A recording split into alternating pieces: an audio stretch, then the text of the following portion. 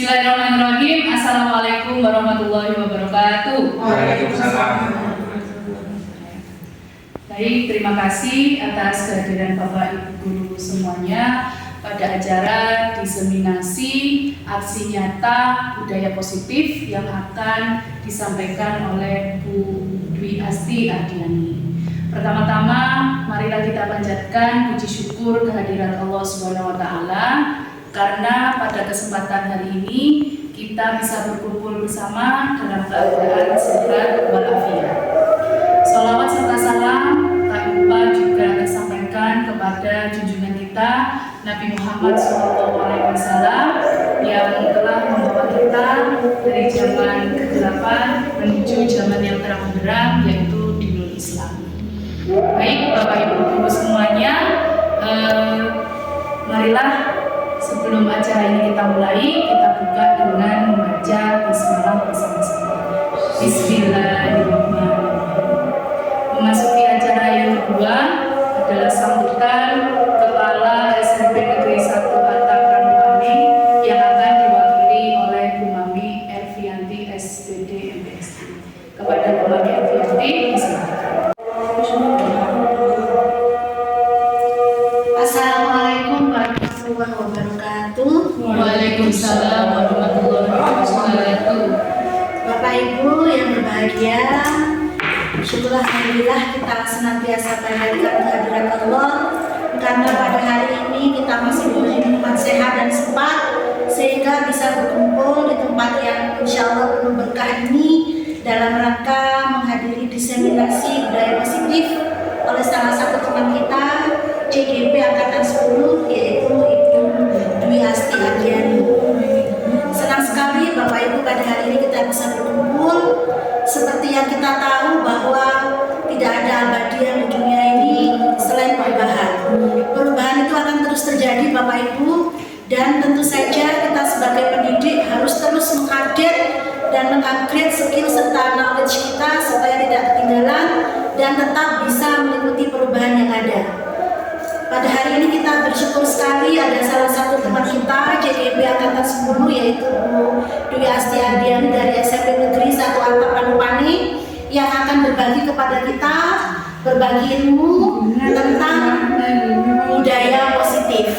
Semoga apa yang dibagikan Ibu Asti nanti membawa kita, memberikan kita banyak manfaat dan pengetahuan baru yang nanti bisa kita aplikasikan dalam kegiatan kita dalam pembelajaran bersama peserta didik kita di SMP kita tercinta ini.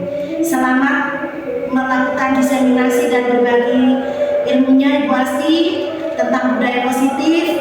Semoga lancar, diberi kelancaran tugas-tugasnya sampai akhir, dan semoga kita semua bisa mengikuti dengan baik dan mengambil manfaat baik dari kegiatan pada hari ini.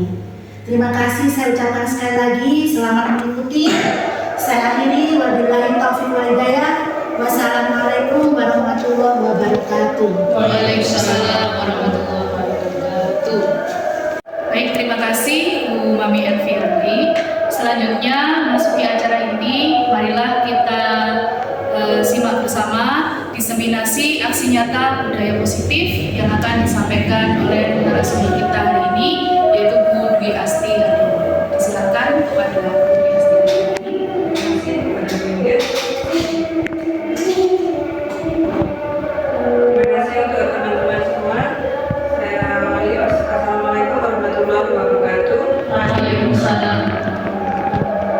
Sebelumnya di sini ada narasumber di sini, jadi kita berbagi, kita belajar bersama mengenai budaya positif. Yang kebetulan saya memang belajar dulu dari CGP Angkatan 10 ini.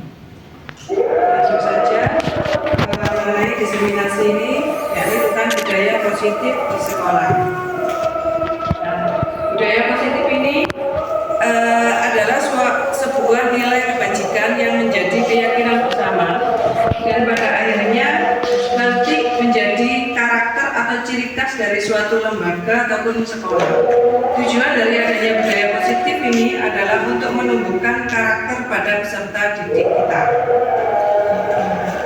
Hal ini akan selaras dengan tujuan pendidikan yang sudah dijabarkan oleh Bapak Pendidikan kita, beliau menjelaskan bahwa tujuan pendidikan yaitu adalah penuntun. Stop dulu.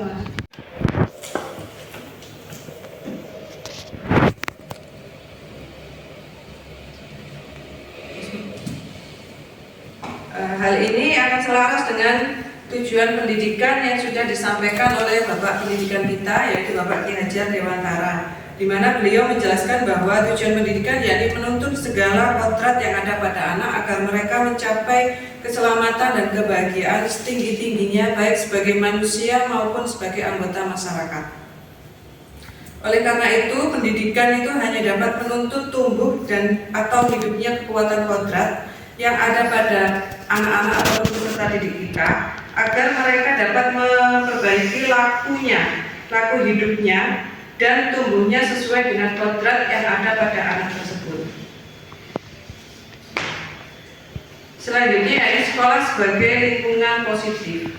Nah, diibaratkan bahwa kita sebagai pendidik itu ibarat sebagai petani yang menanam padi, di mana petani ini hanya dapat memperbaiki kondisi tanah maupun memelihara tanaman padi atau memberi pupuk dan membasmi segala sesuatu yang mengganggu dari tumbuh kembangnya padi tersebut.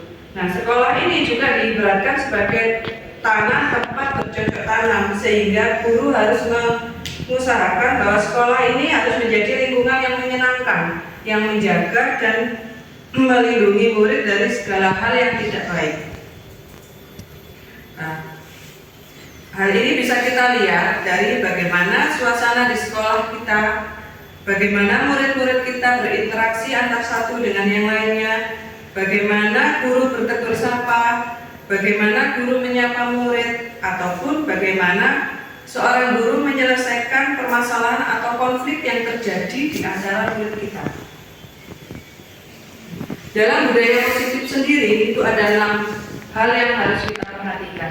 Yang pertama mengenai disiplin positif maupun kebajikan universal. Yang kedua teori motivasi, hukuman, dan penghargaan serta restitusi. Yang ketiga adalah tentang keyakinan kelas.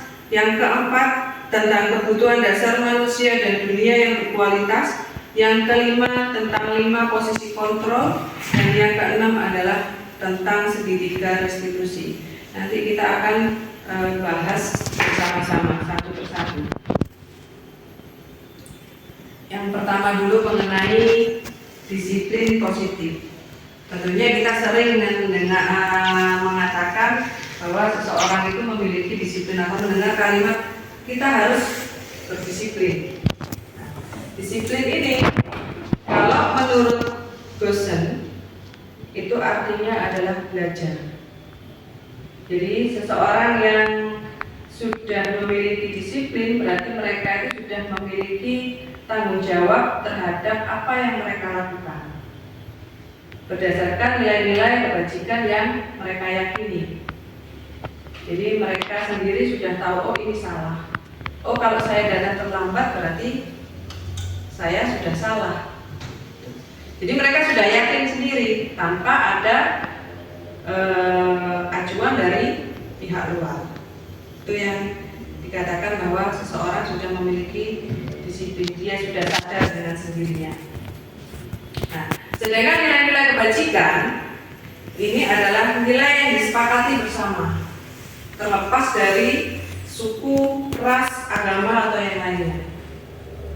Dan biasanya nilai universal yang diyakini oleh suatu lembaga atau yang diterapkan di sekolah itu biasanya diambil dari nilai-nilai kebajikan yang sudah ada di dalam profil pelajar Pancasila. Jadi ada 6 nilai kebajikan kalau kita ambil dari profil pelajar Pancasila. Misalkan beriman dan bertakwa kepada Tuhan Yang Maha Esa dan berakhlak mulia, berkebinekaan global, bergotong royong, kreatif, bernalar kritis maupun mandiri.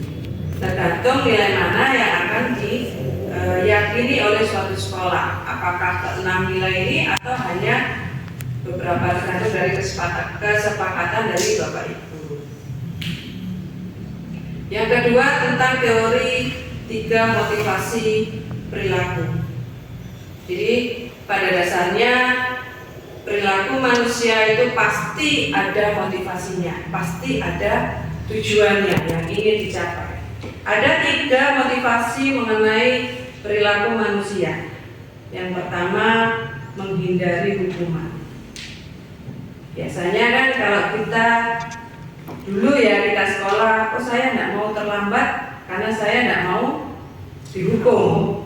Karena kalau dulu terlambat, sampai dulu di selasar sekolah atau nyapu dulu di halaman sekolah. Membersihkan kamar mandi atau dilarang untuk masuk ke dalam kelas selama 1 jam pelajaran. Jadi kebanyakan kalau dulu bersekolah tidak mau terlambat itu karena untuk menghindari hukuman tadi. Yang kedua, teori untuk mendapatkan penghargaan. Terkadang juga kita berperilaku juga supaya mendapat penghargaan, mendapat akuan.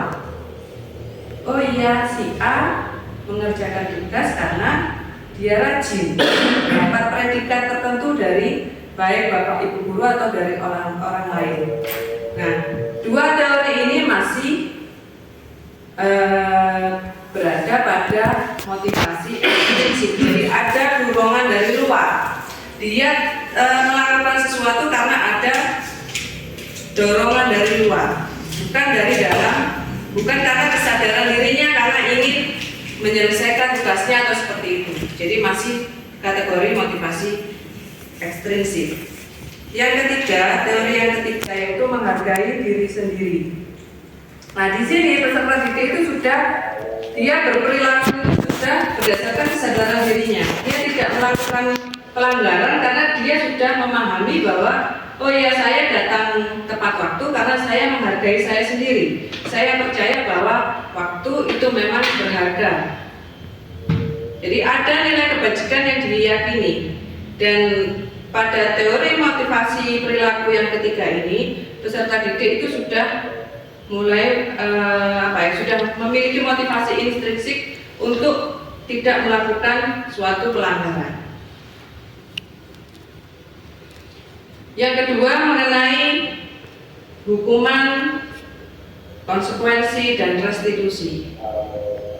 Ini juga sudah beda. Jadi ada 3 perbedaan mengenai apa itu hukuman, apa itu konsekuensi, dan apa itu restitusi. Di mana biasanya hukuman ini, pada hukuman itu pada umumnya itu lebih menyakiti pada peserta didik. Jadi peserta didik kita itu lebih tertekan, kadang membekas jika dihukum. Saya tidak suka dengan bapak atau ibu guru A karena saya kemarin terlambat. Nah, lebih sakit anaknya ini. Yang kedua, murid membenci peraturan. Bukannya tambah tertib, malah bisa jadi tambah tidak mematuhi aturan.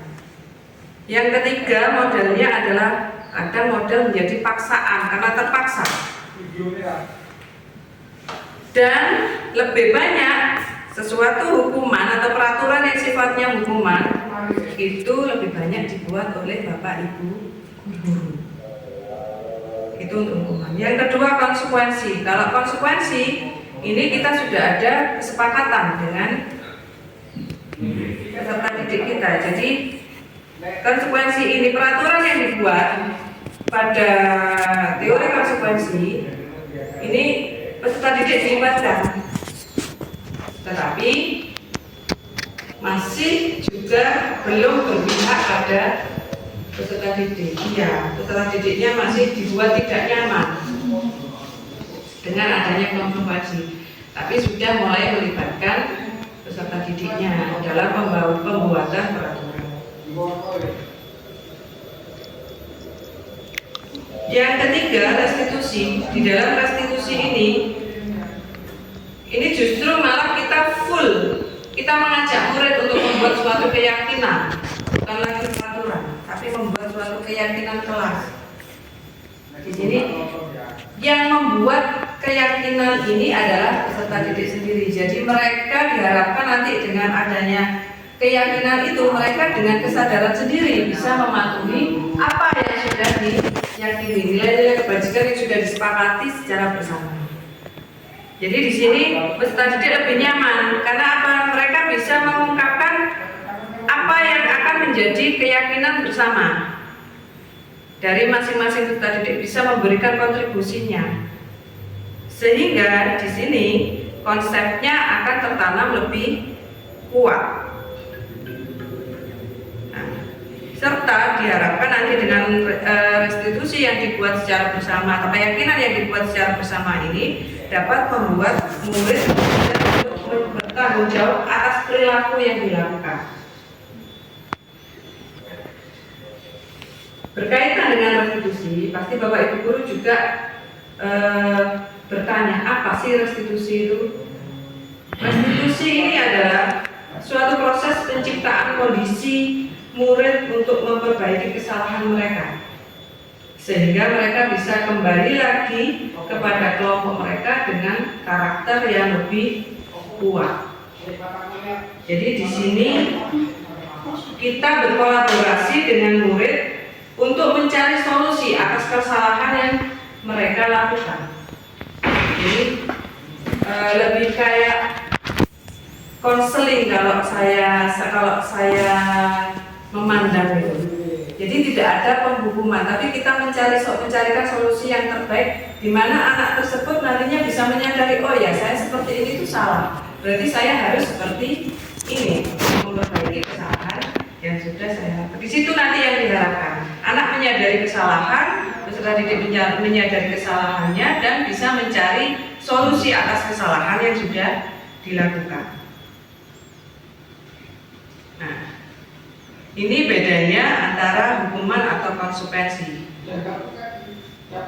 Jadi ada beberapa percontohan untuk kita membedakan apakah ini masuk di hukuman atau di restitusinya. Misalkan mencatat 100 kali di dalam buku, saya tidak akan terlambat lagi. Itu yang sering kita terima dulu waktu sekolah. Kalau menurut Bapak Ibu Guru, hukuman. Iya, kita sering seperti itu dulu. Yang kedua, membersihkan tumpahan air di meja karena tersenggol saat belajar. Apakah hukuman atau restitusi? Karena anaknya sendiri sudah menyadari, oh ya saya salah, jadi saya harus mencari solusi atas kesalahan saya. Yang ketiga, berdiri di depan kelas sambil mengangkat kaki satu karena tidak dapat menjawab pertanyaan. Hukuman. Yang keempat, kehilangan 10 menit jam istirahat untuk mengerjakan tugas karena terlambat datang. Restitusi. Karena dia sadar, oh ya saya salah, berarti saya harus memperbaiki kesalahan tersebut. Seperti itu dan selanjutnya.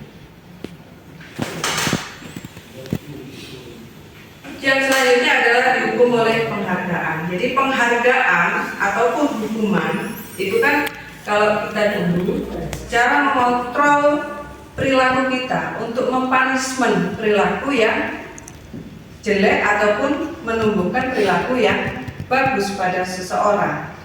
Dipanis karena dia berbuat tidak baik, dihargai karena dia telah melakukan sesuatu hal yang dianggap baik. Tetapi tidak selamanya hukuman ataupun penghargaan itu baik bagi seseorang. Ternyata yang pertama bisa berpengaruh di baik jangka pendek maupun di jangka panjangnya. Penghargaan juga tidak efektif. Mungkin efektifnya di usia-usia dini seperti anak TK. Ya kan? Kalau anak TK bisa melakukan sesuatu, dihargai, dikasih bintang, kayak gitu, kayaknya dia tambah semangat, tambah motivasi. Tapi kalau di usia SMP kita terus-terusan memberikan penghargaan, justru yang ada malah mematikan kreativitas mereka atau mematikan motivasi mereka. Bisa jadi seperti itu. Atau malah penghargaan itu menjadi mengurangi ketepatan. Nah, budaya positif sendiri ternyata itu berada di lingkungan yang ini yang perlu kita kembangkan yang ada di sekolah. Tetapi tetap diawali dengan adanya peraturan kelas. Ketika peraturan itu yang dengan sudah melibatkan anak, sudah mulai tercipta, maka kita bisa membuat di lingkungan yang lebih besar, di lingkup yang agak besar dikit, yaitu di keyakinan kelas. Kalau keyakinan kelas ini sudah bisa kita kondisikan, bisa kita terapkan di kelas, di semua kelas, maka kita bisa membentuk yang namanya lingkungan positif. Nah, kalau lingkungan positif ini sudah terbentuk, maka budaya positif di sekolah itu bisa kita terapkan dengan mudah. Tentunya dalam mewujudkan suatu budaya positif ini, apalagi lingkungan sekolah, kita perlu yang namanya kerjasama, baik dari Bapak Ibu guru, anak-anak, dan semuanya. Dalam merumuskan keyakinan kelas, itu ada beberapa hal yang harus kita perhatikan. Ini di lingkup yang kelas dulu, sebelum kita menuju budaya positif yang sekolah. Yang pertama, keyakinan kelas ini haruslah bersifat abstrak, peraturan yang lebih rinci, lebih konkret. Yang kedua, berupa pernyataan universal yang mudah untuk diingat oleh peserta didik kita.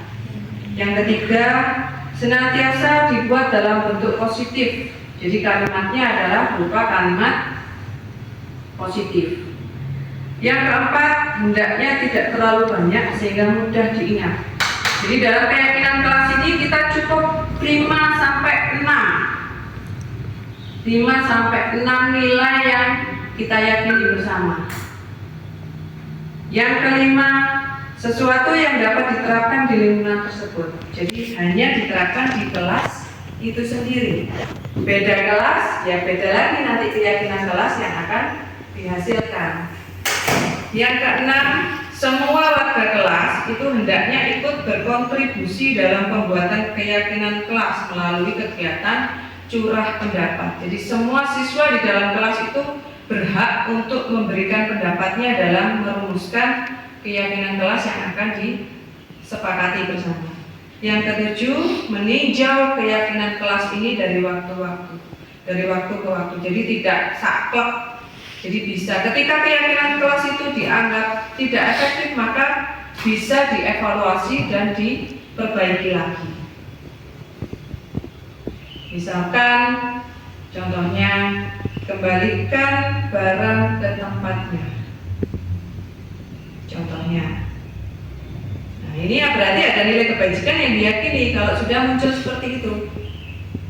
Mungkin melihat teman-temannya kalau meminjam sesuatu atau meminjam buku, selesai di tempat itu. Jadi mungkin ada yang memunculkan kembalikan barang ke tempatnya. Berarti ini adalah nilai keyakinan apa yang diyakini? Tanggung jawab. Ketika meminjam berarti diharapkan setelah meminjam mereka bertanggung jawab untuk mengembalikan ke tempat asalnya. Kemudian dilarang menggunakan narkoba, misalnya. Berarti nilai kebajikan apa yang diyakini? Dari segi kesehatan. Hadir di sekolah 15 menit sebelum pembelajaran dimulai. Nilai kebajikan yang diyakini berarti disiplin. Gunakan masker atau dilarang merokok. Berarti nilai kebajikan apa yang diyakini? Kesehatan. Seperti itu. Nah, ini contoh keyakinan kelas yang pernah saya buat bersama anak-anak di kelas 7. Tapi ini jauh sebelum saya mempelajari modul budaya positif ini. Karena di situ apa? Masih ditemukan kalimat yang negatif. Tidak makan dan minum. Iya, harus positif. Sesuatu yang positif bisa diganti. Misalkan kerjasama, dia tidak dalam menjaga fasilitas, saling menghargai dan membantu. Hadir tepat waktu sebelum sebelum pembelajaran bisa seperti itu. Saya positif menghindari kalimat mereka. Ya, negatifnya. Mereka. Jadi diharapkan kalimatnya adalah kalimat yang positif sehingga bisa membangun energi positif pada anak. Nah, dalam penerapan keyakinan kelas, saya mengajak anak-anak keseluruhan untuk membuat satu pernyataan apa yang ingin mereka yakini yang bisa diyakini secara bersama-sama. Dari situ, dari semua yang sudah ditulis sama kertas kecil nantinya kita taruh di depan, kita tempelkan. Dan ini yang akan kita sepakati sebagai keyakinan kelas. Harapannya dengan keyakinan kelas ini, ketika mereka melakukan pelanggaran di dalam kelas itu, baik selama pembelajaran maupun selama di kelas tersebut, mereka sudah menyadari kesalahannya dan bisa menemukan solusi atas kesalahan yang sudah mereka lakukan. Teori selanjutnya adalah 5 kebutuhan dasar manusia. Jadi masing-masing manusia itu pasti memiliki kebutuhan dasarnya. Dan ini haruslah terpenuhi kebutuhan dasar ini. Namanya juga kebutuhan dasar. Jadi harus baik kita sebagai manusia dan sebagai orang dewasa maupun anak-anak tetap memiliki kebutuhan dasar yang harus terpenuhi. Ada 5, yakni bertahan hidup, cinta dan kasih sayang, penguasaan, kebebasan, serta kesenangan. Misalnya adalah bertahan hidup. Dalam kebutuhan dasar bertahan hidup, contohnya yang berhubungan dengan makanan, rumah, kebutuhan seks atau yang lainnya. Yang kedua, cinta dan kasih sayang ini berkaitan dengan dia dicintai tidak di lingkungannya, dia disukai atau tidak di kelasnya, seperti itu, oleh gurunya, oleh orang tuanya. Nah, ini kebutuhan yang mungkin bisa kita lihat, tetapi dalam konteks cinta kasih sayang seorang guru dengan peserta didik tentunya berbeda, sama dengan cinta kasih sayang kita kepada anak kita sendiri. Yang ketiga, penguasaan atau pengakuan atas kemampuan. Kebutuhan ini diakui, misalnya kemampuan prestasinya. Oh, si Lani bisa juara 1 atau bisa meraih prestasi di tingkat kecamatan ataupun tingkat kabupaten. Yang keempat, kebebasan, kebutuhan akan pilihan. Dia bebas dan mandiri, mungkin dalam menentukan apa yang akan dia pelajari, apa yang sumber belajar apa yang akan dia gunakan. Dia bebas dalam memilih. Ini yang harus kita berikan kepada peserta didik kita. Jadi, dan yang terakhir adalah kesenangan. Kesenangan ini tentu kalau kita melihat tentu berkaitan dengan bermain atau tertawa. Kalau dalam belajar berarti di kesenangan ini peserta didik kita bisa menunjukkan dia sangat sangat tertarik selama pembelajaran. Dia tidak tertekan. Dia tidak merasa bagaimana gitu, kayak kadang kan kalau dalam pembelajaran kalau anak itu tidak terpenuhi kebutuhan dasar akan kesenangannya, dia akan cenderung menarik diri, cenderung diam, tidak termotivasi, seperti itu. Yang selanjutnya adalah mengenai dunia berkualitas.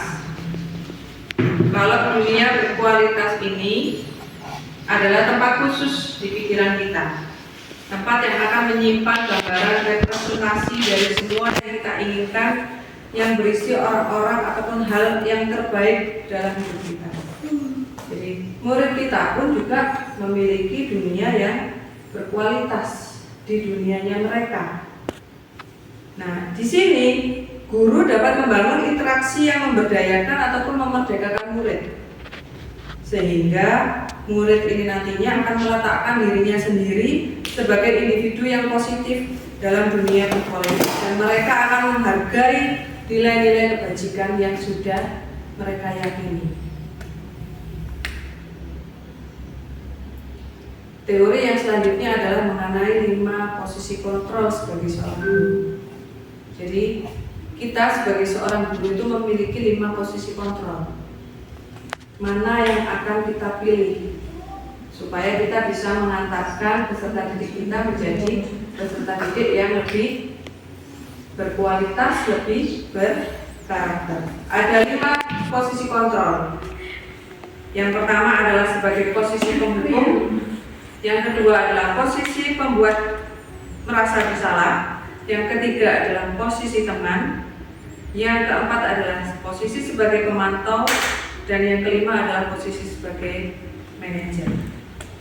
Nah, di sini di masing-masing posisi kontrol guru itu pasti ada kalimat yang membedakan. Oh, antara posisi penghukum dengan posisi teman itu biasanya kalimat yang kita utarakan kepada anak-anak ketika anak-anak melakukan suatu kesalahan itu pasti beda.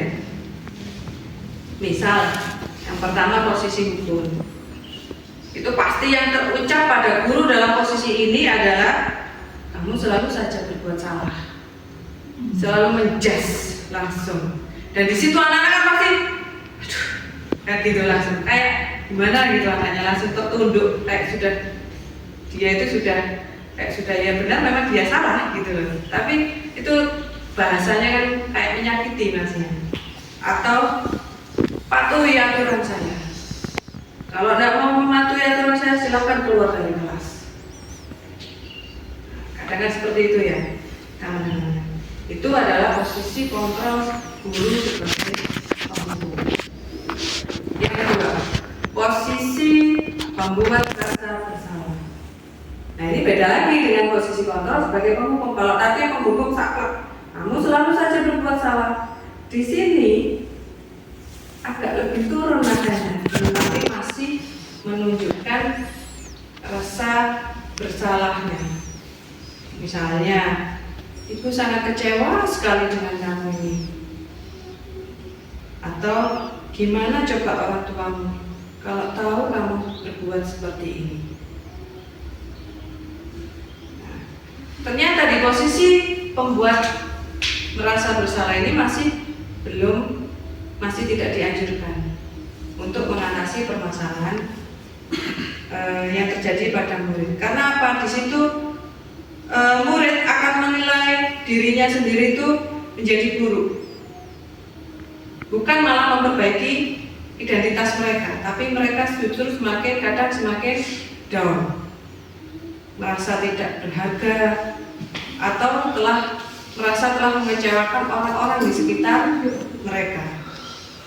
Yang ketiga, posisi sebagai teman. Ini mungkin kalau di usia SMP banyak kita ya yang memposisikan sebagai teman. Misalnya, ayolah, bantulah demi Bapak supaya tidak dimarahi oleh kepala sekolah. Kalimat seperti itu biasanya yang terucap dari posisi guru sebagai teman. Nah, sebenarnya pada posisi sebagai teman ini guru tidak menyakiti kepada murid, namun ini menjadi persuasi, hanya ajakan saja, sehingga tetap masih tidak disarankan untuk menjadi posisi teman. Karena apa? Kita yakini bahwa kalau kita terlalu dekat dengan murid, bisa jadi nanti muridnya malah melunjak. Takutnya kan seperti itu. Kadang berbicara dengan Bapak Ibu guru, malah muridnya sudah tidak ada nada bicaranya itu tidak ada etika, dari tata bahasanya tidak ada etika bahwa dia itu sedang berbicara dengan Bapak Ibu gurunya. Jadi disamaratakan dengan bicara dengan temannya. Seperti itu untuk posisi yang teman. Terlalu jauh pun malah dibenci oleh muridnya. Jadi sebaiknya kan kalau kita itu sebagai guru kan ada di tengah-tengah. ya tidak terlalu dekat juga tidak terlalu jauh dengan muridnya. Tapi pada posisi teman itu tetap tidak menjadi anjuran. Nah, posisi yang keempat adalah posisi pemantau. Kita hanya memantau, hanya mengawasi apakah peserta didik kita telah bertanggung jawab atas perilaku yang sudah mereka lakukan atau yang sudah mereka perbuat berdasarkan peraturan atau konsekuensi atau keyakinan yang sudah disepakati bersama. Jadi posisi pemantau ini mulai dianjurkan, bisa dianjurkan, tapi masih belum tahap yang ideal sebagai posisi kontrol guru. Biasanya dalam posisi pemantau ini, ketika terjadi pelanggaran pada murid, maka guru mengungkapkan kalimat peraturannya apa. Kalau seperti itu, sanksi atau konsekuensi yang akan kamu terima apa. Jadi hanya mengarahkan, mengingatkan lagi kepada keyakinan atau peraturan yang sudah disepakati bersama. Nah, pada posisi pemantau ini sudah berawal dari teori stimulus respon yang menunjukkan tanggung jawab guru dalam mengontrol murid. Sini bedanya. Dan yang terakhir adalah posisi manajer. Nah, posisi manajer ini adalah posisi kontrol yang paling ideal, yang paling dianjurkan untuk kita terapkan dalam menangani peserta didik kita yang melakukan kesalahan ataupun pelanggaran. Biasanya di sini pada posisi manajer ini, ketika murid kita melakukan pelanggaran, kita akan mengarahkan peserta didik kita untuk kembali lagi atau mengingat kembali keyakinan kelas atau keyakinan sekolah yang sudah kita disepakati bersama. Kemudian dalam posisi manajer ini, guru juga mengajak supaya peserta didik ini bisa mencari solusi atas permasalahan yang mereka lakukan. Maka ketika ada anak yang tidak masuk sekolah, nah berarti kan gurunya mengingatkan kembali keyakinan apa yang dilanggar ketika mereka tidak masuk sekolah. Pasti si anak ini akan menjawab, oh saya tidak disiplin Bu. Seperti itu. Berarti untuk memperbaiki kesalahan tersebut apa yang bisa dilakukan? Nah, di sini anak akan memunculkan solusi atas permasalahan mereka sendiri. Sehingga diharapkan dengan posisi manajer ini kita bisa mempertebal karakter mereka dari yang gagal menjadi karakter yang sukses. Jadi peserta didik yang gagal artinya dia sudah melakukan pelanggaran jika menjadi anak yang berkarakter sukses atau yang bisa menemukan solusi atas permasalahan sendiri. Dan di situ nanti peserta didik pastinya kalau dia menemukan solusinya sendiri atas permasalahannya, berarti kan dia bisa lebih bertanggung jawab. Nah, di sini yang kita harapkan nanti di posisi manajer ini. Dalam segitiga restitusi ini, dalam pemecahan permasalahan peserta didik kita ada 3 tahapan yang harus kita lalui. Ya, yang pertama menstabilkan identitas, yang kedua memvalidasi kesalahan, tindakan yang salah, dan yang ketiga adalah menanyakan kembali keyakinan yang diyakini. Yang pertama adalah menstabilkan identitas. Biasanya kalau dalam menstabilkan identitas, maka kalimat yang kita keluarkan atau yang kita sampaikan kepada anak-anak itu adalah lebih pada tidak menjudge mereka, tapi ya berbuat salah itu sangatlah manusiawi. Semua manusia pasti bisa melakukan suatu kesalahan. Itu yang biasanya kita utarakan kepada anak-anak ketika kita menstabilkan identitas anak-anak yang melakukan kesalahan.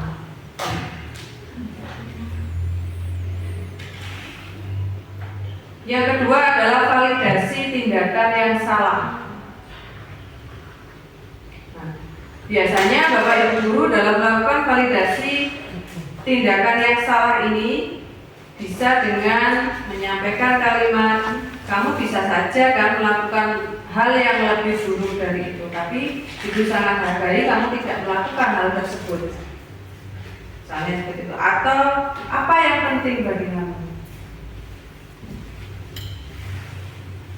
Atau bisa jadi kamu pastinya punya alasan kan melakukan kesalahan seperti itu. Nah, di sini kita menggali anak-anak atau mengembalikan lagi kepada keyakinan dari nilai-nilai kebajikan yang sudah mereka miliki. Nah, yang terakhir adalah menanyakan keyakinan. Di menanyakan keyakinan ini kita pertegas lagi kalimatnya. Nilai apa yang dipercaya yang telah dilanggar? Nah, seperti itu. Atau nilai universal apa yang sudah disepakati di sekolah yang telah kamu langgar? Nah, harapannya dan dengan menanyakan keyakinan ini, anak-anak kita nanti yang melakukan pelanggaran bisa memunculkan solusinya sendiri atas permasalahan mereka sendiri. Sehingga setelah anak-anak ini mendapatkan restitusi dengan tahapan segitiga restitusi ini tadi, anak-anak ini bisa menjadi plong atas permasalahan yang mereka hadapi, bisa menjadi lega, tidak ada lagi dendam, tidak ada lagi ganjalan. Beda kalau kita dulu mengkonseling, kalau konseling dulu kan lebih to the point kadang kalau ada yang melakukan pelanggaran. Nah itu kan kadang anaknya kan lebih selesai, aku pegel banget itu. Nah, ada yang seperti itu. Nah tapi dengan segitiga restitusi ini kita harapkan anak-anak yang telah melakukan pelanggaran tadi bisa menyadari kesalahannya, dia bisa memperbaiki kesalahannya dengan menemukan solusinya tadi, serta dia sudah lega, plong, tidak ada dendam, tidak ada yang ganjal di hati mereka. Ini yang kita harapkan. Ada contoh dari penerapan segitiga restitusi yang sudah saya lakukan. Beberapa waktu lalu,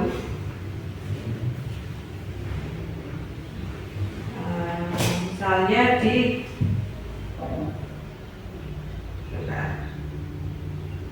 kasus yang pertama ini. Restitusi pada kasus yang pertama. Antika tidak terima ketika alat tulisnya dipinjam oleh Rama tanpa seizin, sehingga ia marah karena tidak dapat menahan emosinya. Nggak keluar. Jika itu berada di posisi kamu, aku juga akan melakukan hal yang sama. Lalu apa yang melakukan sama?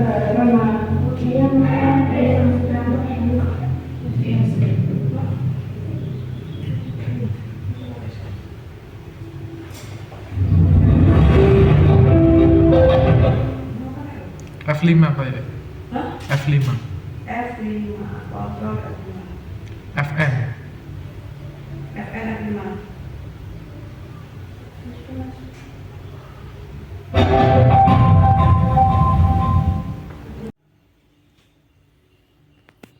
Antika tidak terima ketika alat tulisnya dipinjam oleh Rama tanpa seizin, sehingga ia marah karena tidak dapat menahan emosinya.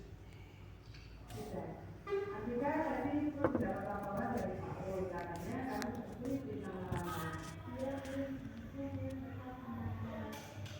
Namanya kamu melamar.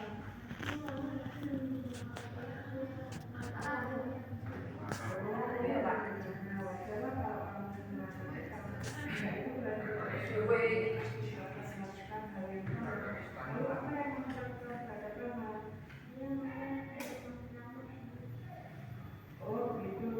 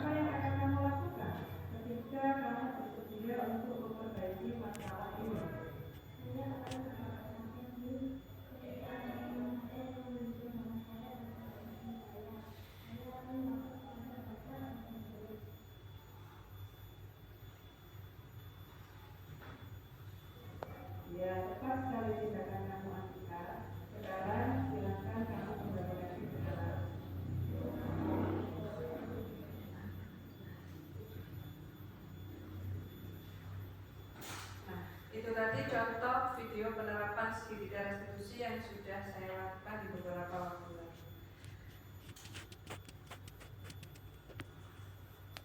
Demikian presentasi yang bisa saya lakukan diseminasi di hari ini. Mohon maaf atas segala kekurangan. Saya kembalikan lagi kepada moderator kita. Baik, assalamualaikum warahmatullahi wabarakatuh. Waalaikumsalam warahmatullahi wabarakatuh. Terima kasih Bu Asti atas paparan ilmunya yang sangat bermanfaat sekali bagi kami. Memasuki sesi selanjutnya adalah tanya jawab. Disilakan kepada Bapak Ibu Guru, mungkin dari penjelasan Bu Asti, mungkin masih ada unek-unek yang ingin lebih dijelaskan, atau mungkin ada kasus yang ditemui ketika di sekolah dan mungkin membutuhkan pemikiran bersama yang ada hubungannya dengan segitiga restitusi mungkin, atau posisi kontrol kita mungkin, atau yang lain yang berhubungan dengan budaya positif. Disilakan kepada Bapak Ibu Guru untuk menyampaikan pertanyaannya. Monggo saya berikan waktu. Berdasarkan pendapat dari siswa ya, dibatasi tidak usah banyak-banyak. Nah, seandainya dalam satu kelas itu tercapai keyakinan kelas yang diusulkan atau pendapat dari siswa melebihi misalnya sampai 10, bagaimana langkah selanjutnya untuk mencapai kesepakatan? Apakah wali kelas di sini turut andil untuk sudah segini saja, sudah ini saja? Seperti itu. Ya, di sini tetap ya dalam perumusan keyakinan kelas yang akan dibuat oleh anak-anak, wali kelas tetap ada andilnya. Jadi untuk mengkondisikan mengarahkan mereka dalam menerapkan keyakinan kelas apa yang akan disepakati bersama. Misalnya ada 10 atau lebih, mungkin anak-anak punya pendapat lebih dari 10 atau mungkin siswanya punya 20. Kita ambil, kita samakan. Jadi nilai apa, nilai kebajikan apa yang sama dari apa yang mereka curahkan. Misalnya kayak tadi cemooh kayak tadi itu kan sudah mungkin ada yang mengutarakan cemooh, ada yang memaki kayak gitu kan, ini masih dalam satu nilai yang sama, yakni saling menghormati gitu. Atau ada yang mungkin di sisi tanggung jawab yang tapi mereka mengutarakan itu dengan bahasa yang berbeda. Nah, ini kita taruh di satu nilai yang sama sehingga nanti muncullah 6, paling banyak 6 nilai keyakinan yang bisa disepakati bersama. Nah, seperti itu. Karena memang dalam perumusan keyakinan kelas ini kita harapkan kan masing-masing anak itu kan tidak ada ganjil ya dia dalam aku terpaksa mengikuti keyakinan kan enggak. Jadi makanya kita minta semuanya untuk mencurahkan pendapatnya. Namun tetap wali kelas yang memberikan kontribusinya dalam perumusan nanti sampai ketemu 6 tadi. Jadi nah ini mungkin sama dengan si B. Jadi nanti kamu masuknya di keyakinan ini.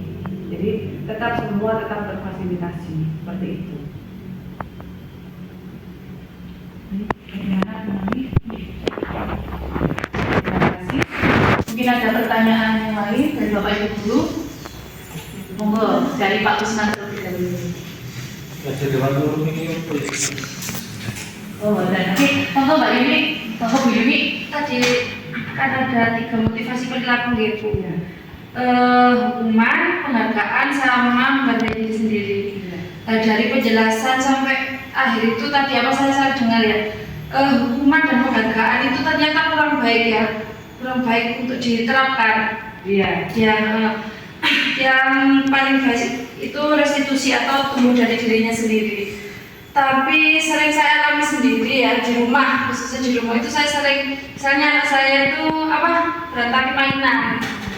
Nah, kebiasaannya tuh gini, ayo dirapikan nanti saya kasih ini gitu kan, terus tetap semangat. Nah, yang saya tanyakan gimana caranya, cara menumbuhkan dari dirinya itu apa restitusi itu tadi loh. Gimana cara memotivasinya itu gimana? Karena yang paling baik kan yang terakhir itu ya, menghargai diri sendiri. Dan saya tanyakan caranya itu gimana sih? Karena saya rasakan selama ini, misalnya belajar ya, anak saya yang besar itu belajar. Kak, belajarnya rajin, nanti kalau kamu itu nilainya bagus, nanti saya ajak ke sini. Itu semangatnya luar biasa. Tapi ternyata cara ini ternyata kurang baik. baik kan ya, setelah adanya materi dari buku dan Bu Asti, ternyata apa cara yang saya lakukan ini kurang baik. Lah saya minta penjelasan atau sarannya yang ketiga ini, gimana cara menumbuhkan agar tumbuh dari dirinya sendiri. Itu pasti. Bisa langsung saya jawab ini. Memang untuk di hukuman, menghindari hukuman dan penghargaan.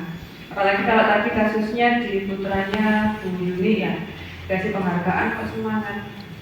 Untuk di usia-usia dini mungkin penghargaan ini bisa efektif. Dia bisa merubah perilakunya, tetapi ketika dia beranjak semakin besar, misalnya di usia SMP, apakah nanti mendapatkan juara, nanti akan terus-terusan kita kasih hadiah, kan tidak mungkin kan? Kan tidak mungkin seperti itu. Jadi bisa dengan bertambahnya usia itu biasanya kan pemahaman anak itu kan bertambah. Bisa nanti kita dengan memberikan motivasi dalam bentuk yang lain. Jadi bukan lagi di hadiah seperti itu. Dengan sampai akhirnya dia bisa menemukan, oh ya ternyata saya kalau tidak belajar itu saya dapat nilai sekian. Apalagi kalau dia nanti mungkin di usia SD atau SMP dia sudah ketemu seperti itu. Ketika dia tidak belajar, dia dapat nilai yang jelek. Akhirnya kan tumbuh di dirinya sendiri. Oh iya, saya kalau tidak belajar saya tidak bisa, saya dapat nilai jelek. Kalau saya tidak dapat, kalau saya nanti nilainya terus-terusan jelek karena tidak belajar, berarti kan saya nanti tidak naik kelas. Nah, akhirnya di situ dia akan merubah motivasinya akan berubah. Tapi tetap selaku orang tua kan pasti mengarahkan kan seperti itu ya. Tapi di penghargaan ini ataupun hukuman tidak selamanya bisa kita terapkan sampai dia itu dewasa. Karena dengan berubahnya pola pikir juga dari si anak itu sendiri. Dengan pendampingnya tentunya pasti nanti akan berubah. Tetap kita dampingi. Makanya kan tadi di restitusi kan tetap diarahkan kan jalurnya. Ketika dia seperti ini dia ditarik lagi, diarahkan sampai dia bisa meyakini apa nilai kebajikan yang sudah dia yakini. Nah, seperti itu. Bu Yuni, mungkin masih karena memang kalau saya mati ini kan pengetahuan terupgrade ya. Iya. Ini seperti saya manusia butuh lama kan, harus belajar lagi. Karena saya patokannya dari orang tua dulu.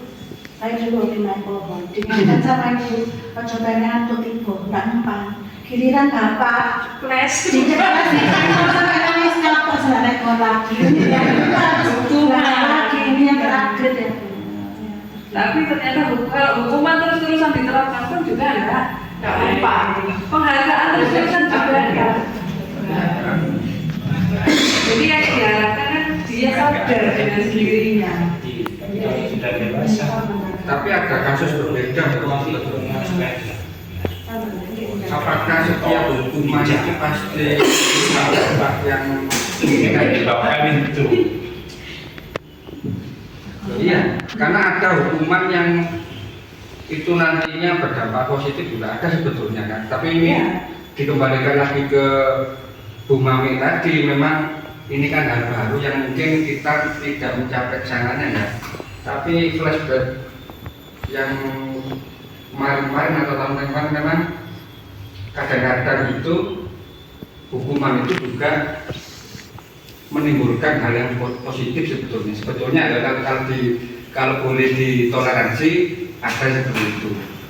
Juga sama sebenarnya berlaku kepada yang tengah itu, yang ribet itu. Ribet memang perlu sebetulnya, menurut pribadi saya itu ribet itu perlu. Di sisi lain, ribet itu ternyata kalau berlebihan mempunyai dampak yang tidak bagus juga. Ribet bentuknya macam-macam.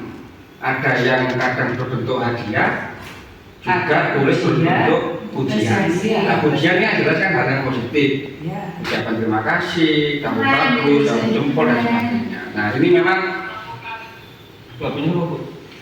memang agak mungkin perlu didalami lagi mungkin yang seperti ini. Yang antara ribet dan hukuman. begini langsung saja contohnya. Bu Eka dulu itu sering terlambat, Bu. Dia terlambat. Waktu SMA itu sering terlambat. Akhirnya dikasih hukuman kan sama gurunya. Disuruh nyalin bahasa Inggris. Nah, dari pengalaman itu ternyata dia itu akhirnya positif. Bisa berbahasa Inggris. Nah, itu kan awalnya kan hukuman. Tapi kan tetap tidak tepat kan sebetulnya, itu cara seperti itu kan nggak boleh dilakukan sebetulnya. Itu yang antara yang hukuman dan yang ribet sebetulnya, seperti itu. Ada yang menarik berarti tentang 5 kebutuhan tadi ya. Nah, 5 kebutuhan yang sudah dijelaskan oleh kemarin oleh Bu Tri dan oleh Samen. Sebetulnya untuk yang 5 kebutuhan dasar itu, apakah memang ada pemetaannya Bu, untuk siswanya Bu? Atau berlaku untuk semuanya? Semuanya. Semua peserta didik pasti membutuhkan ini sudah Semua manusia. Semua manusia. Semua berarti. Seandainya dalam kelas itu ada inklusif, apakah 5 kebutuhan dasar Harus terpenuhi sudah. Tetap kita memenuhi 5 kebutuhan dasar. Makanya kan di pendidikan inklusi itu kayak misalnya kan diturunkan kan, kayak grade-nya misalkan OKKM-nya, kalau dulu KKM ya, OKKM-nya dulu untuk anak normal itu misalkan 80, tapi untuk inklusi kan tidak bisa. Jadi kita layani tetap, tapi mungkin kesulitan soalnya diturunkan sehingga tetap ini 5 kebutuhan dasar ini tetap terfasilitasi oleh Bapak Ibu guru. Jadi memang ini kayak apa ya? Ya ini yang harus kita penuhi, memang harus kita penuhi dari peserta didik kita. Apapun kondisinya, kita harus memenuhi 5 kebutuhan dasar ini. Karena apa? Ketika satu kebutuhan dasar saja tidak terwakili, tidak terpenuhi, maka anak pasti akan menunjukkan sesuatu atau reaksi yang berbeda daripada kalau kita bisa memenuhi kelima-limanya. Misalkan gini misalkan gini, kita ngajarnya monoton aja, ceramah aja. Lama-lama kan anak itu gesep ya, atau mungkin tidur. Nah, berarti ada kebutuhan dasar yang tidak terwakili, yang tidak tersampaikan, yang tidak terpenuhi dari si anak tersebut. Tapi ketika kita ajak mereka itu untuk misalkan praktikum, mungkin di bab ini ada 3 praktikum. Kita suruh mereka untuk memilih mana yang lebih disukai dari ketiga-tiganya. Mungkin ada yang berbeda, kita pakai switch. Kalau misalkan masih ada 2 yang berbeda, kita ambil 1. Kita ajak mereka praktikum atau kita ajak mereka belajar di luar kelas. Nah, dia senang, akhirnya tidak bosan di kelas. Nah, ini kan beda sudah ekspresi yang mereka tunjukkan. Jadi memang kelima kebutuhan dasar ini semua peserta didik harus terfasilitasi. Kita bisa melayani 5-limanya ini. Kembali lagi ke merdeka belajar ini tadi. Kalau dipikir memang merdeka belajar kan 5-limanya ini kayaknya sudah mencakup di kebutuhan dasar ini. Jadi terus tidak lagi tertekan, tidak lagi apa ya, murung. Iya. Sulit pandang lagi ya, seperti itu.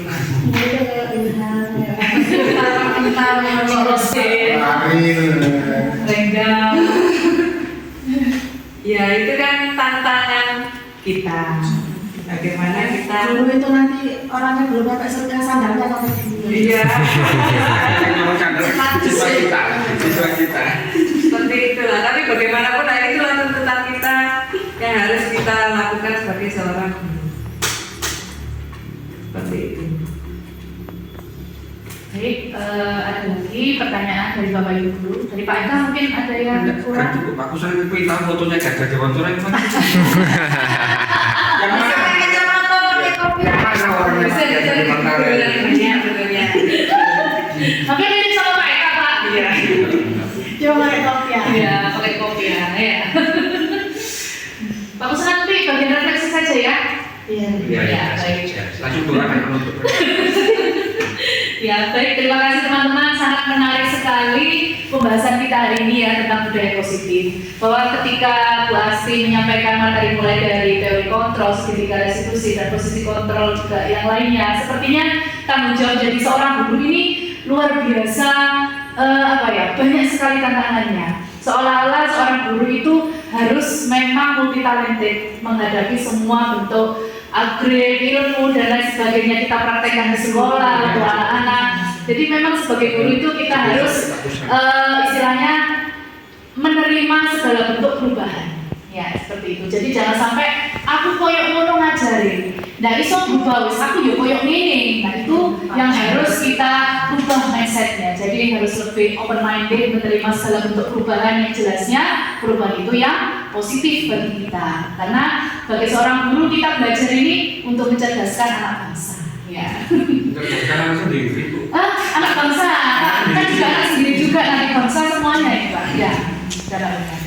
Baik, terima kasih atas kegiatan tanya jawabnya yang luar biasa sekali. Kemudian refleksi. Ya, saya berikan kesempatan kepada Pak Kusnan mungkin bisa memberikan refleksi untuk kegiatan hari ini tentang kegiatan diseminasi yang telah dilaksanakan oleh Bu Asti. Monggo.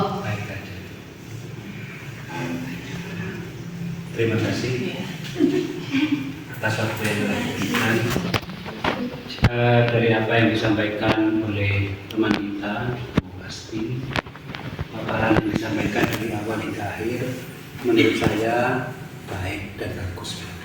Kemudian pertanyaan dari teman-teman juga bagus semuanya, karena memang pertanyaan itu ada yang layak untuk dijawab dan ada yang tidak layak untuk dijawab. Saya kira semuanya sudah layak dan jawabannya sudah bagus. Setelah disampaikan tadi, ternyata dunia pendidikan itu menurut saya itu hampir sama dengan Dunia maya. kajian agama. Jadi agama juga seperti itu. Ada ajaran yang namanya pembaharuan. Jadi dalam agama itu tidak paten, tetapi tidak boleh meninggalkan garis-garis besarnya. Contoh di Al-Quran dan Al-Hadis. Dari apa yang disampaikan Bu Asti sudah baik tadi.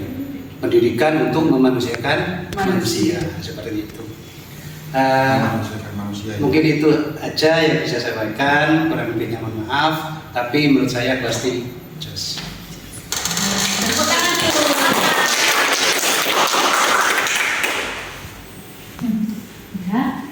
Pak Nurul mungkin bisa memberikan refleksi. Pas. Oh, pas. Pas. Baik, Bapak Ibu guru semuanya. Ya. Terima kasih atas kegiatan diskusi kita kali ini, sungguh luar biasa yang sedikit bisa membuka wawasan kita ya untuk bisa menerapkan budaya positif di sekolah kita. Tentunya ketika menerapkan budaya positif ini dengan beberapa 6 materi konsep inti ya tadi tentang budaya positif tadi, kita membayangkan kok koyoke abot ya. Tapi memang segala sesuatu kalau hanya dipikirkan itu terasa berat, tapi ketika kita bekerja sama, berkolaborasi dengan teman sejawat, dan juga kita melibatkan anak-anak dalam menerapkan budaya positif ini, insya Allah jika kita diridhoi oleh Allah, pasti insya Allah semuanya akan dimudahkan. Dan niat kita baik, khususnya untuk mengembangkan anak bangsa di SMP Negeri 1 Atta Pramukani, ya seperti itu. Baik, terima kasih atas kegiatan diseminasi hari ini. Marilah kita tutup acara ini dengan membaca hamdalah bersama-sama. Alhamdulillahirabbil alamin. Terima kasih atas perhatiannya. Saya akhiri. Wabillahi taufiq wal hidayah. Wassalamualaikum warahmatullahi wabarakatuh. Waalaikumsalam.